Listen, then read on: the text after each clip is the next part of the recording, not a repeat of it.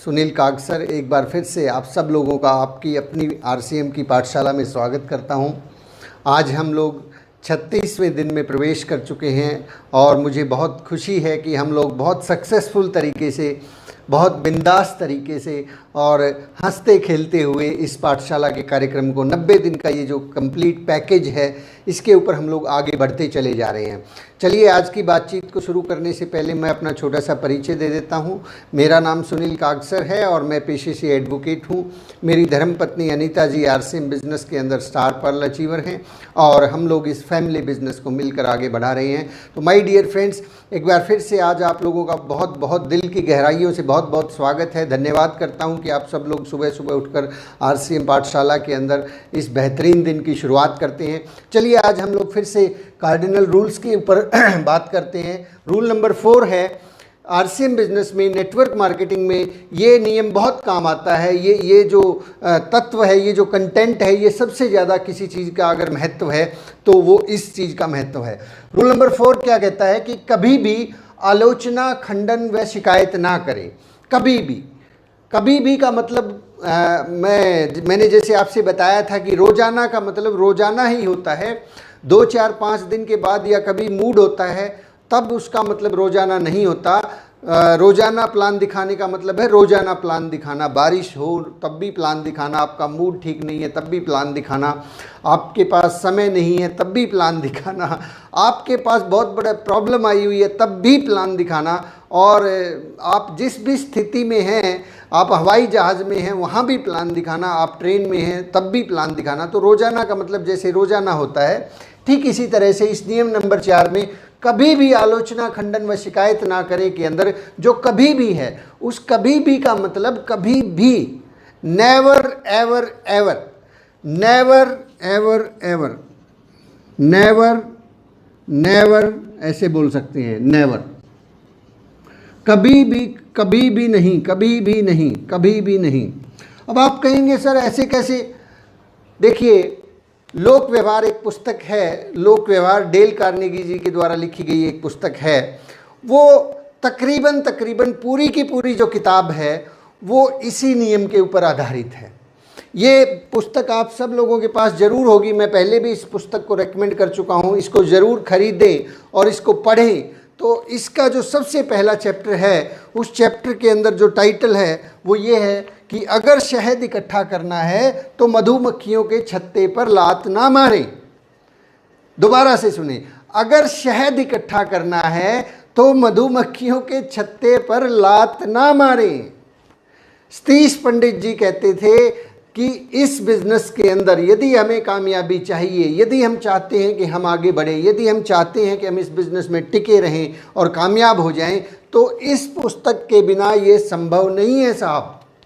लोक व्यवहार वो पुस्तक है जिसको पढ़े बिना यदि कोई व्यक्ति आरसीएम बिजनेस करना चाहता है, आरसीएम बिजनेस के अंदर आगे बढ़ना चाहता है, तो ये ठीक उसी तरह से है कि हमने जाना तो दिल्ली था लेकिन हमारा मुंह, हमारी गाड़ी का मुंह अमृतसर की तरफ है। मैं यहाँ चंडीगढ़ से निकलता हूँ, मेरी गाड़ी को मैं अमृतसर की तरफ जाने वाले रोड की तरफ दौड़ाता हूँ, तो दिल्ली कैसे पहुँच पाऊँगा? ये बिल्कुल विपरीत चीज़ें हैं। बिना इस पुस्तक के अध्ययन के और इस पुस्तक को अध्ययन करने के बाद अपने आचार और व्यवहार के अंदर समाहित किए बिना ये असंभव है कि एक आदमी किसी बड़ी पिन पर पहुंच जाए। देखिए, बिगिनर, ईगल, स्टार्टर, रॉयल्टी बनना कोई बड़ी बात नहीं है, वहाँ तक एक आदमी पहुँच सकता है, लेकिन उससे आगे का जो रास्ता है वो इस पुस्तक के बिना संभव ही नहीं है। बहुत से लोग अक्सर बिजनेस खड़ा तो करते हैं, लोगों को ज्वाइन तो करवा देते हैं, टीम भी बना लेते हैं, लेकिन उस टीम से काम कैसे करवाना है, अब वो लोग काम क्यों नहीं करते उसे पता ही नहीं लगता, क्योंकि ये सारे के सारे सिद्धांत तो लोक व्यवहार के अंदर लिखे हुए हैं। लोक व्यवहार के नियमों का अगर हम पालन करेंगे, लोगों की आलोचना नहीं करेंगे, उनकी बातों का खंडन नहीं करेंगे, उनके साथ उनकी शिकायतें नहीं करेंगे, तो ही लोग काम करने वाले हैं। तो भाई ये बात ध्यान रखिए, इसको लिख लीजिए कि अगर शहद इकट्ठा करना है तो मधुमक्खियों के छत्ते पर लात ना मारें। शहद इकट्ठा करना क्या है? आरसीएम बिजनेस के अंदर आपको इस बिजनेस में टेक्निकल जाना है, यानी कि 10 लाख का बिजनेस खड़ा करना है, और उसके बाद स्टार पर्ल जाना है, 20 लाख का बिजनेस चाहिए, उसके बाद एमरल्ड जाना है, 40-50 लाख का बिजनेस वॉल्यूम चाहिए, ये शहद इकट्ठा करना है। ये शहद अगर इकट्ठा करना चाहते हैं तो मधुमक्खियों के छत्ते पर लात ना मारे। मधुमक्खियाँ कौन है? हम और हमारी सारी की सारी जो टीमें हैं वो मधुमक्खियों का एक छत्ता है। हम क्या है? मधुमक्खियाँ। और हमारी टीम सब मिल के क्या बन जाता है? एक छत्ता बन जाता है। हम सब लोग एक टीम है और उस टीम को यदि हम आलोचना करते हैं तो आलोचना का सीधा सा मतलब है कि हम उस छत्ते को लात मार रहे हैं। लात नहीं मारनी, क्योंकि छत्ते को अगर लात मार दी तो वो छत्ता ही टूट जाएगा, फिर शहद कहाँ से इकट्ठा करेंगे? सिंपल, बहुत सरल बात है कि अगर शहद इकट्ठा करना है, अगर हमें आगे बढ़ना है तो जो मधुमक्खियाँ हैं उनका एक छत्ता है, उस पर लात नहीं मारनी है। चलिए धीरे धीरे करके हम इस बात को समझते हैं कि आलोचना क्यों नहीं करनी चाहिए, आलोचना का क्या नुकसान होता है और आलोचना होती क्या है। आलोचना एक्चुअली किसी व्यक्ति के किसी बात से डिसएग्री होना। आलोचना को अगर थोड़ा सा हम समझने की कोशिश करेंगे तो पाएंगे कि आलोचना क्या है कि किसी व्यक्ति के पास कोई एक विचार है, वो किसी एक पर्टिकुलर सिद्धांत पे काम करता है और हम उस बात से असहमत होना, किसी बात से असहमत होना ही आलोचना है। आलोचना और कुछ नहीं है। दुनिया में कोई भी चीज़, हर जगह आप देखेंगे हर व्यक्ति का दिमाग अलग है, कोई भी चीज़ बिल्कुल एक जैसी नहीं है। भारत के अंदर आप देखेंगे कि यहाँ पे मॉरल्स जो हैं वो कुछ और तरह के हैं। जैसे कि भारत के अंदर शराब पीना अच्छी बात नहीं मानी जाती, लेकिन आप इंग्लैंड में जाएंगे, आप यूरोपियन कंट्रीज़ में जाएंगे, वहाँ पर जो है बचपन से ही मैंने सुना है कि वहाँ पे बच्चे जब पैदा होते हैं उनको शराब से नहलाया जाता है। वहाँ पे इस बात को बहुत बुरा मानते हैं कि ये लोग इस तरह के काम में एग्री नहीं हैं। तो हर जगह, हर परिस्थिति के अंदर हर आदमी के स्थितियाँ चेंज होती रहती हैं। तो हम आलोचना हमें क्यों नहीं करनी चाहिए? आलोचना क्या है? हम किसी चीज़ से असहमति जता रहे हैं। और सतीश पंडित जी कहते थे कि किसी भी व्यक्ति, वस्तु या स्थान को जब तक हम 360 कोणों से ना देख लें उसके बारे में ये अनुमान नहीं लगा सकते कि वो व्यक्ति, वस्तु या स्थान क्या सही है या नहीं है। तो जब हम अनुमान ही नहीं लगा सकते, हमें पता ही नहीं है कि सही है कि नहीं है, तो फिर आलोचना करके फ़ायदा क्या है? क्यों हम आलोचना करें? क्या मिलेगा उस आलोचना करने से? क्यों न हम उसके नज़रिए को समझने की कोशिश करें कि वो व्यक्ति ऐसा बोलता है तो क्यों बोलता है। तो आलोचना का जो सबसे पहला नुकसान है वो ये है कि आलोचना से कभी भी कोई नहीं सुधरता, कभी भी कोई नहीं सुधरता। ये बात मैं अपने बिजनेस के पिछले 7 साल के अनुभव से मैं आपसे शेयर कर रहा हूँ कि आज तक मैंने भी बहुत सारी आलोचनाएं की हैं, क्योंकि पहले शुरू में आदमी को पता नहीं होता कि ये करना चाहिए कि नहीं करना चाहिए। आज तक पिछले 7 साल के कैरियर से मैं एक निचोड़ आपको दे सकता हूँ कि आलोचना करने से कभी भी कोई नहीं सुधरता। हमें बहुत सारी शिकायतें हैं, अपलाइन से, डाउनलाइन से, क्रॉस लाइन से, कंपनी से, इस पिकअप सेंटर से, उससे। कभी भी उनकी आलोचना करने से बहुत मन में खुजली होती है, दिमाग में होता है कि मैं जो है ना, ये बात तो मुझे कहनी ही चाहिए। डाउनलाइन में कोई व्यक्ति है और वो आपको लगता है कि वो रोज़ाना प्लान नहीं दिखा रहा है, तो मन करता है कि उसको बैठ के उसको आलोचना करें कि यार तू अगर जो है प्लान नहीं दिखाएगा तो तू फेल हो जाएगा, ये हो जाएगा, वो हो जाएगा। ये आलोचना है। उसके बजाय उसको प्लान क्यों दिखाना चाहिए, उसको क्या फ़ायदा हो सकता है, अगर इस बारे में बात करेंगे तो शायद बात बन सकती है। अदरवाइज़ ये कह के कि तुम्हें अगर ऐसा नहीं करोगे तुम निकम्मे हो, तो कुछ नहीं हो सकता साहब। कभी भी परिणाम आया ही नहीं। आलोचना करने से कभी कोई नहीं सुधरता, ये बात गांठ बांध लीजिए। आप चाहे जिस मर्जी की आलोचना करें, आप कितने मर्जी सही हों, मैं मानता हूं कि आप बिल्कुल सही हैं, 100% सही हैं, और आपका हक बनता है कि आप उस सामने वाले को सही सच्चाई बताएं, आलोचना करें। लेकिन क्या आपका हक अब्राहम लिंकन से भी ज़्यादा बनता है? अब्राहम लिंकन की एक स्टोरी जब आप इस पुस्तक को पढ़ेंगे तो पाएंगे कि अब्राहम लिंकन एक बार जब उनके देश में गृह युद्ध चल रहा था और दूसरी जो सेनाएं थी वो सेनाएं हावी होती जा रही थी। ये घटना इसमें मेंशन है। जब एक पर्टिकुलर मोर्चे के ऊपर दूसरी अपोजिट पार्टी की सेनाएं हावी होती जा रही थी, तो आगे बढ़ते बढ़ते अचानक से उन लोगों ने, सामने वाली सेना ने एक नदी को पार कर लिया और इधर की तरफ आ गए।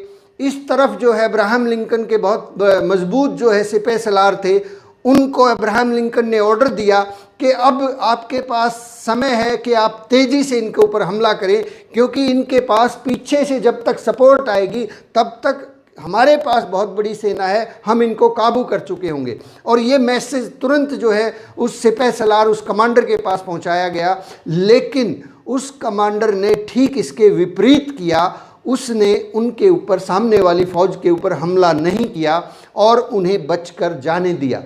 वो बचकर निकल गए। वो नदी जिसको वो पार करके आए थे, जिसमें बाढ़ आई हुई थी, उसका पानी नीचे उतर गया और वो लोग वापस अपनी जगह सुरक्षित स्थान पर पहुंच गए। जब अब्राहम लिंकन को पता चला कि इतना बेहतरीन मौका मेरे कमांडर ने खो दिया है, तो अब्राहम लिंकन गुस्से से पागल हो गए। उन्होंने सर पीट लिया, उन्होंने उस कमांडर को बुलवा के उसको बर्खास्त कर दिया, उसका कोर्ट मार्शल करवा दिया। ऐसा ही सोच रहे हैं ना आप? ऐसा कुछ भी नहीं हुआ, ऐसा कुछ भी नहीं हुआ। उन्होंने इस बात को गौर किया कि क्या मैं अगर उस जगह पे होता, यदि मैं उस जगह के ऊपर पिछले महीनों से खून खराबा और रक्तपात देख रहा होता, क्या उस स्थिति में, क्या उस मनस्थिति में मैं ऐसा कदम उठाने के लायक होता? उन्होंने पाया कि शायद मैं भी इस प्रकार का कदम नहीं उठाता। माय डियर फ्रेंड्स, आप सही हैं, इससे बेहतरीन मौका अब्राहम लिंकन के पास नहीं हो सकता था कि वो अपने उस कमांडर की बुलाकर उसकी आलोचना करें। न केवल आलोचना करें, उसकी फीत उतार दें, उसको नौकरी से निकाल दें, उसको जेल में डाल दें, क्योंकि पूरा का पूरा देश जो है उस वक्त उस सिचुएशन से लड़ रहा था और एक बहुत बड़ा मौका उसके कमांडर ने खो दिया था। लेकिन अब्राहम लिंकन ने ऐसा बिल्कुल भी नहीं किया। उन्होंने उस बात को वहीं पे दफन कर दिया और उस कमांडर को कुछ भी नहीं कहा। माय डियर फ्रेंड्स, इसके साथ साथ उन्होंने एक पत्र भी लिखा उस कमांडर के लिए। और वो जो पत्र था, उस पत्र में लिंकन साहब क्या लिखते हैं? उसमें लिंकन साहब लिखते हैं कि मुझे नहीं लगता कि ली के बचत निकलने की गंभीरता से आप परिचित हैं। वो हमारी मुट्ठी में था, उसे पकड़ लेने से युद्ध समाप्त हो सकता था, परंतु अब युद्ध लंबे समय तक चलेगा। जब आप सोमवार को नदी के इस तरफ ली पर हमला नहीं कर सके, तो अब आप ऐसा कैसे कर सकते हैं जब वह नदी के पार सुरक्षित पहुंच चुका है? और ऐसी आशा करना निश्चित रूप से अतार्किक है। मुझे नहीं लगता कि अब आप ज़्यादा कुछ कर पाएंगे। सुनहरा मौका आपके हाथ से निकल चुका है और मुझे इस बात का बेहद अफसोस है। ये पत्र अब्राहम लिंकन ने अपने कमांडर को लिखा और आप जानते हैं कि उस कमांडर को इस पत्र के पढ़ने के बाद कैसा लगा? जानना चाहते हैं? यस, जानना चाहते हैं। ये पत्र जो है उस कमांडर को कभी मिला ही नहीं। ये पत्र अब्राहम लिंकन ने लिख तो दिया, ये उसके दिमाग में विचार तो आए, लेकिन इसको कभी पोस्ट नहीं किया गया, ये भेजा ही नहीं गया। क्योंकि इस पत्र के भेजने के साथ में क्या हासिल हो जाता? क्या वो स्थितियां लौट के आ सकती थी? क्या वो स्थितियां दोबारा से लौट के आ सकती थी? अगर वो लौट के नहीं आ सकती थी तो उसके बारे में दोबारा से आलोचना करना और उस बेहतरीन कमांडर को खो देना, ये कहाँ की बुद्धिमता है। अक्सर जब हमारी टीम से, हमारे डाउन लाइन से, हमारी अप लाइन से, हमारी क्रॉस लाइन से कभी कभी इस प्रकार की गलती और कोई भूल हो जाती है, तो हमारे मन में भी लिंकन साहब की तरह से दिमाग में बहुत सारे ख्याल आते हैं कि अब उसको बुला के ऐसा बोलता हूँ, ऐसे समझाता हूँ। वो स्थिति तो निकल चुकी है ना साहब, वो तो हो चुका है। अब उसकी आलोचना और खंडन करने से क्या होगा? कुछ नहीं होगा। और वो जो आपका एक बेहतरीन डिस्ट्रीब्यूटर था, भविष्य का स्टार रूबी था, वो हमेशा हमेशा के लिए खो जाएगा। इसी तरह से होता है, हम लोगों को छोटी छोटी बातों के ऊपर आलोचना के माध्यम से खो देते हैं। हमें आगे से ऐसा कोई भी वाकया नहीं दोहराना है। क्यों? क्योंकि आलोचना से कभी भी कोई नहीं सुधरता। ये बात ध्यान रखिए, गांठ बांध लीजिए, लिख लीजिए, दिलो दिमाग के अंदर फीड कर लीजिए। आलोचना से कभी भी कोई नहीं सुधरता। चलिए आगे बढ़ते हैं। आलोचना का दूसरा जो नुकसान होता है वो होता है कि ये उत्साह को कम कर देती है। उत्साह को कम कर देती है। उत्साह इस बिजनेस का सबसे जरूरी कंटेंट, सबसे जरूरी कंटेंट। उत्साह के बिना ये बिजनेस नहीं चलता।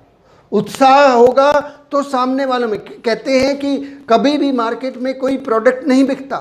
आप आरसीएम बिजनेस का प्लान किसी को दिखाने जा रहे हैं, आरसीएम बिजनेस कोई आदमी ज्वाइन नहीं करता, वो आपके उत्साह को ज्वाइन करता है। वो हमारे प्रोडक्ट को खरीदता नहीं है, वो हमारे उत्साह को खरीदता है। ये एंथुजियाज्म है जो लोगों में ट्रांसफ़र हो जाता है, तो लोग उस चीज़ को यस बोल देते हैं। लेकिन यदि आलोचनाएं अगर हमने अपनी आदत बना ली है, आलोचनाएं करना हम अपना अधिकार समझते हैं, लोगों के जो बुराई कमियां हैं उनको निकालना हम अपना अधिकार समझते हैं, तो माय डियर फ्रेंड्स, हम एक गंभीर अंधेरे रास्ते में प्रवेश कर चुके हैं जिसकी कोई मंजिल नहीं है, जहां सिर्फ और सिर्फ दीवारें हैं। सुरंग की दीवारों के ऊपर सर टकरा टकरा कर हमारा सर लहूलुहान हो जाएगा और अंततः हम खत्म हो जाएंगे। आलोचना से लोगों का उत्साह खत्म हो जाता है और उत्साह के बिना कोई भी टीम आगे नहीं बढ़ सकती। कल भी मैंने एक कोटेशन आपको बताई थी ये, कि मैं मानता हूं कि मेरी सबसे बड़ी पूंजी अपने साथियों का उत्साह बढ़ाने की कला है। मैं सराहना और प्रोत्साहन के द्वारा लोगों से सर्वश्रेष्ठ प्रदर्शन करवा लेता हूं। सबसे पूंजी, ये बात कौन बोल रहा है? ये बात जहाँ तक मेरा ध्यान है एक बहुत बड़े पूंजीपति जो अरबों खरबों रुपए जिन्होंने कमाए, ये बात वो आदमी बोल रहा है। जो आदमी अरबों खरबों रुपए कमाता है वो आदमी ये बोल रहा है कि मेरी सबसे बड़ी पूंजी अपने साथियों का उत्साह बढ़ाने की कला है। मैं प्रोत्साहना और सराहना के द्वारा लोगों से सर्वश्रेष्ठ प्रदर्शन करवा लेता हूं। लोग कभी भी आलोचना के माध्यम से काम नहीं करने वाले। बड़ा काम तो छोड़ दीजिए, छोटा काम भी नहीं करने वाले, छोटे छोटे स्टेप भी नहीं उठाने वाले। तो हमें ध्यान रखना है कि ये आलोचना जो है उत्साह को कम कर देती है। नंबर 3, हमें आलोचना क्यों नहीं करनी चाहिए? क्योंकि एक बात मैं आपको बताता हूं कि जानवर भी पुरस्कार देने पर ज़्यादा बेहतर तरीके से पेश आते हैं।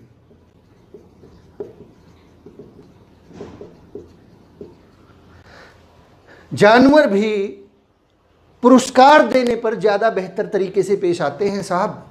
अगर ये बात जानवरों के बारे में सही है तो इंसानों के बारे में तो और भी ज़्यादा सही है। आपने देखा होगा कि जिस जानवर को डंडे से कंट्रोल करते हैं वो ढंग से पेश नहीं आता है।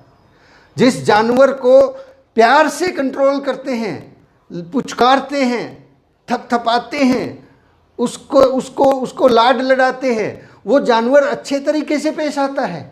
लेकिन जिस जानवर को डंडे से, मारपीट से, धमका के आप पेश आते हैं, वो जानवर आपसे ढंग से पेश नहीं आता है। तो अगर ये बात माय डियर फ्रेंड्स जानवरों के बारे में सही है तो इंसानों के बारे में तो शायद और भी ज़्यादा सही होनी चाहिए। जानवर तो कहते हैं दिमाग नहीं होता उनमें, इंसानों में तो दिमाग है। तो आलोचना से क्या होगा? आलोचना से कुछ भी हासिल नहीं होने वाला है, केवल और केवल प्रशंसा से हासिल होने वाला है। चलिए आगे बढ़ते हैं। हम लोग एक और बात इसके बारे में मैं आपसे शेयर करता हूं, क्यों नहीं हमें आलोचना करनी चाहिए। क्योंकि हर व्यक्ति का अपना दिमाग है, हर व्यक्ति का अपना नज़रिया है, हर व्यक्ति का अपना नज़रिया है। आप इस पुस्तक को इस तरफ से देख रहे हैं जिस पे लिखा हुआ है लोक व्यवहार। अगर मैं अपनी आंखों के सामने इसको यहाँ पे रखता हूँ तो मुझे वो जो पीछे लिखा हुआ है वो बिल्कुल नज़र नहीं आ रहा है। आप कहेंगे नहीं यहाँ लोक व्यवहार है, मैं कहूँगा नहीं यहाँ तो पेज नंबर 2 है, लोगों के साथ अचूक व्यवहार करने का अचूक रहस्य लिखा हुआ है। आप कहेंगे नहीं नहीं लोक व्यवहार लिखा हुआ है, मैं कहूँगा नहीं कुछ और लिखा हुआ है। अब बताइए कौन सही है? कौन सही है? दोनों सही हैं। आप भी सही हैं, मैं भी सही हूँ। हर व्यक्ति का अपना नज़रिया होता है चीज़ों को देखने का। वो नज़रिया उनके बचपन में जो घटनाएं हुई हैं, उनको जो एजुकेशन मिली है, उनका जो माहौल है, उसकी वजह से वो नज़रिया तैयार हुआ है, सालों में तैयार हुआ है, बरसों लगे। और हम चाहते हैं कि उसका नज़रिया अचानक एकाएक हमसे मैच करे। कैसे मैच करेगा? समय लगेगा। तो लोगों का नज़रिया होता है, लोगों के नज़रिए से देखें कि लोग क्या क्यों ऐसा बोल रहे हैं। अगर हम लोगों के नज़रिए से देखेंगे तो हमें बातें समझ में आ जाएंगी। हमें समझ में क्यों नहीं आती? कोई आदमी पर्टिकुलर तरीके से जब व्यवहार करता है, वो बात समझ में क्यों नहीं आती? क्योंकि हम उसके नज़रिए से देख नहीं रहे हैं। कहते हैं कि सामने वाले के जूते में पैर रख कर देखें कि उसको कैसा फील होता है। उसके अंदर कील है और हम कहते नहीं नहीं जूता पहनना चाहिए, जूता तो बहुत अच्छा है। हमें पता ही नहीं है कि उस जूते के अंदर कील लगी हुई है और वो उसको चुभती है। तो जब तक हम सामने वाले की नज़रिए से नहीं देखेंगे, हमें पता नहीं लगेगा कि क्या होता है। और आगे हम बात करते हैं सराहे जाने की लालसा।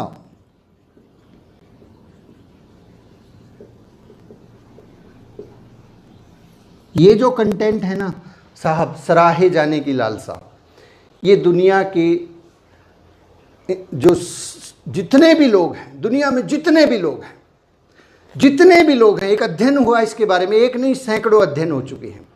सैकड़ों अध्ययन हो चुके हैं कि इंसान के अंदर जो सबसे बड़ी भूख है, सबसे बड़ी जो भूख है वो है सराहे जाने की भूख, सराहे जाने की लालसा।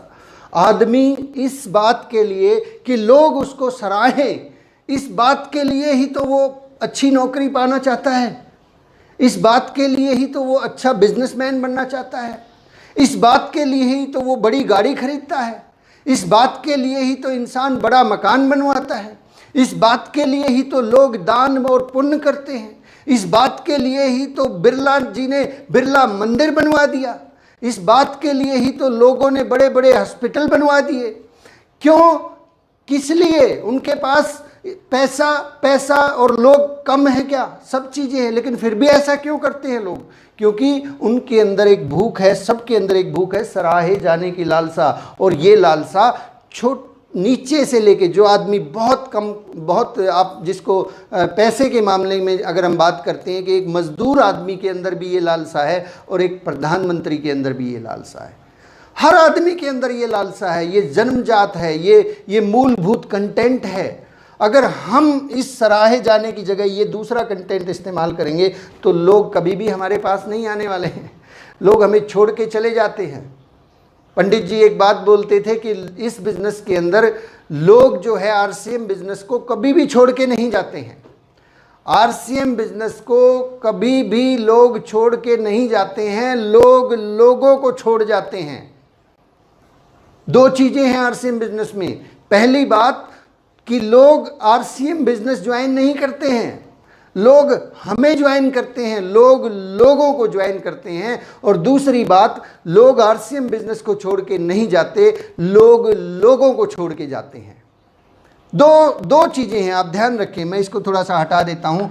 ये बात बहुत गज़ब की है, आपको बहुत अच्छा लगेगा कि हम अगर इस बात को समझ पाएँ कि सबसे पहली चीज़, लोग किसको ज्वाइन करते हैं? लोग लोगों को ज्वाइन करते हैं। किसको ज्वाइन करते हैं साहब? आरसीएम को ज्वाइन करते हैं क्या? बिल्कुल भी नहीं। लोग लोगों को ज्वाइन करते हैं। और लोग आरसीएम को छोड़ जाते हैं क्या? कभी भी नहीं। लोग लोगों को छोड़ जाते हैं। किस लिए? इसलिए कि यदि लोग आलोचना करते हैं, दो चीजें हैं, एक है आलोचना और दूसरी है सराहना। अब आप चुन लीजिए कि आप आलोचना को चाहेंगे या सराहना को चाहेंगे। आप आगे से जो काम करेंगे ज़िंदगी में, आप आगे जब बढ़ना चाहेंगे, आरसीएम बिजनेस जब आप करेंगे तो दो चीज़ें आपको मिलेंगी। पहली चीज़ कि लोग लोगों को ज्वाइन करते हैं, ये ध्यान में रखें, और लोग लोगों को छोड़ जाते हैं। अगर आप इस चीज़ को उठाएंगे तो लोग छोड़ जाएंगे। आलोचना का इस्तेमाल करेंगे तो लोग छोड़ जाएंगे। आप सराहना का इस्तेमाल करेंगे तो लोग आपके साथ में ज्वाइन हो जाएंगे। कौन सा कंटेंट आप चाहते हैं? आप यही चाहते हैं कि ना लोग आपके साथ में रहें, लोग आपको छोड़ के ना जाए, आपकी टीम को छोड़ के ना जाएं, आप आगे बढ़ें और नए नए लोग आपके साथ ज्वाइन होना शुरू हो जाएं। बड़ी सी आपकी टीम हो, 1000, 2000, 5, 10, 20, 50 हज़ार, लाख, 2 लाख, 50 लाख, करोड़ों लोगों की आपकी टीम हो, तो आज के बाद इस कंटेंट का इस्तेमाल बंद कर दीजिए, चाहे आप कितने भी सही हों साहब। ये बात छोड़ दीजिए कि नहीं नहीं सर मैं तो बिल्कुल सही था, सामने वाला बिल्कुल गलत था। ओके, आप बिल्कुल सही थे, लेकिन फिर भी उस आलोचना के करने से मिलेगा क्या? कुछ नहीं मिलेगा, लोग छोड़ जाएंगे बिजनेस को। क्या आप चाहते हैं कि छोड़ जाए? क्यों ना हम प्रोत्साहन और प्रशंसा और सराहना का इस्तेमाल करें। आपका मुख्य उद्देश्य क्या है? मुख्य उद्देश्य क्या है? लोगों को इस बिजनेस में टिका के रखना। आपका मुख्य उद्देश्य है इस बिजनेस में आगे बढ़ना, डायमंड बनना, स्टार डायमंड बनना। और वो कब बनेंगे? जब लोग हमारे पास होंगे। तो ये कंटेंट को हम क्यों इस्तेमाल करें? हम क्यों किसी आदमी को ये कहें कि तू कुछ नहीं कर सकता? इसका एक एग्जाम्पल मैं आपको एक और एग्जाम्पल देता हूं कि थॉमस एल्वा एडिसन जो है, देखिए शब्दों का कितना फ़र्क पड़ता है। थॉमस एल्वा एडिसन बचपन में जिस स्कूल में जाते थे, उस स्कूल में पढ़ने के लिए जब वो जाते थे तो वो थॉमस एल्वा एडिसन उतने बढ़िया होशियार नहीं थे, उनको बहुत सा अच्छे से पढ़ना नहीं आता था। तो उनका जो टीचर था, उस टीचर ने, जो हेड टीचर था, उसको स्कूल से निकाल दिया और उन्होंने एक पत्र लिख के थॉमस एल्वा एडिसन की कॉपी के अंदर डाल दिया और उसको कहा कि बेटा ये पत्र ले जाके अपनी माँ को दिखा देना और कल से तुम्हें स्कूल में आने की ज़रूरत नहीं है। तो ये पत्र जब जाके उसने, क्योंकि अब एडिसन साहब उस वक्त तक पढ़ना भी नहीं सीखे थे, उन्हें पढ़ना भी ढंग से नहीं आता था, वो उस पत्र को पढ़ ही नहीं सकते थे। वो पत्र ले जाके जब उन्होंने अपनी माँ को दिया और उसकी माँ ने उस पत्र को पढ़ा तो उसकी माँ की आंखों में आंसू आ गए और रोते रोते उस बच्चे ने पूछा कि माँ क्या लिखा है इस पत्र में, क्या लिखा है इस पत्र में, आप रो क्यों रही हैं? तो जो एडिसन साहब की माँ थी उन्होंने कहा कि बेटा इस पत्र में लिखा है कि आपका बच्चा जो है ये बहुत होशियार है, इसके पास बहुत तेज़ बुद्धि है और इतने होशियार और इतने अक्लमंद बच्चे को पढ़ाने के लिए हमारे स्कूल के अंदर बेहतरीन टीचर नहीं है, बेहतरीन अध्यापक नहीं है। इसलिए आपसे निवेदन है कि आप इस बच्चे को अपने घर में ही पढ़ाएं, क्योंकि इसके लेवल की एजुकेशन हमारे पास नहीं है।